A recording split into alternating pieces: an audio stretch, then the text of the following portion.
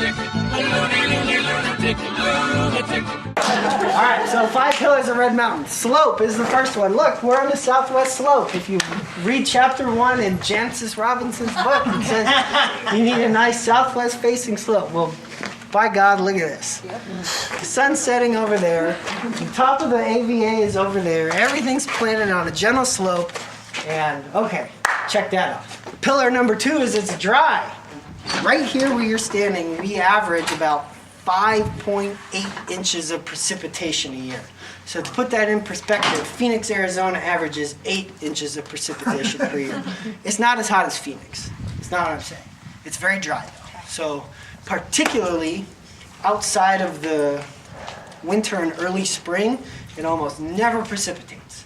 So if you're talking about when fruit sets all the way through harvest, we don't have rain. We have, as farmers, the ability to control exactly how much water the vines are getting. It reduces issues with fungal and disease pressures because you don't have mildew, you don't have pests and all sorts of things like that. It changes your soil chemistry. Okay, so lack of water, that's pillar 2. It's very windy. If you look to the west, we've got a nice valley here. The wind comes up the valley in the morning and goes down the valley in the evening, and we have nice air drainage. Again, not a lot of flat spots. The flat spots that we do have a nice contour so cool air can leave. Windy areas, if you look at quality red wine producing regions around the world, they all share something in common, and that is some element of a shear wind. It reduces berry size. It intensifies skin thickness in your red wine and the plant physiology, and again reduces disease and fungal pressure especially. Think about where fungus grows: dark, damp places. If you have lots of sun and not a lot of water and lots of wind, you don't really have mildew problems. Okay, so that's the third pillar. We have nice dirt. Everyone talks about dirt. I think it's kind of boring. If you look up any wine region website ever, they talk about dirt. I can assure you our dirt is very nice for growing wine grapes.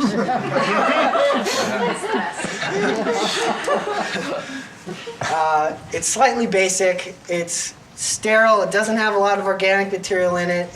It has nice drainage, meaning it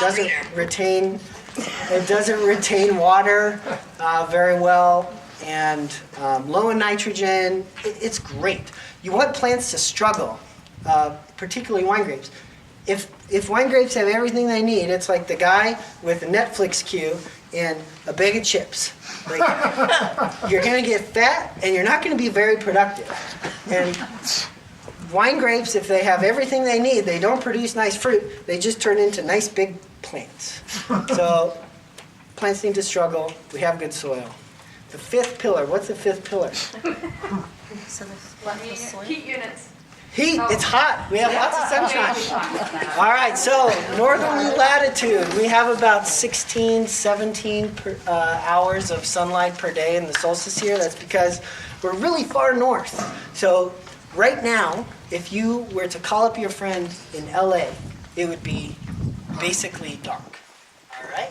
You get less sunlight the closer to the equator in the summertime. So we get a lot of sunshine, not a lot of clouds. We have a lot of ripening capability.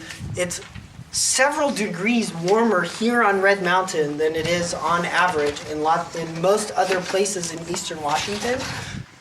Why that is, I don't know. But it's a good spot. That's 5 pillars. We go. All right.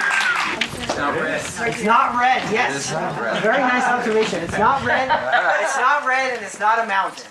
But it's Red Mountain. So in our defense, it was called Red Mountain before it was a wine region, but it is advantageous that it's called Red Mountain and not Brown Mound or something like that.